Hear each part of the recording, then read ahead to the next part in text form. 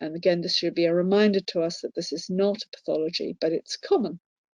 So a lot of people do their attachment in a dismissing, slightly avoidant way, which emphasizes strength and normality. I don't need help, I'm fine.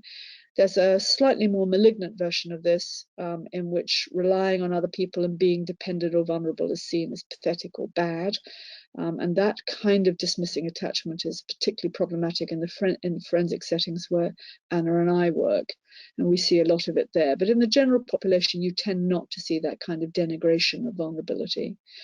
But also what's very common is this insecure ambivalence.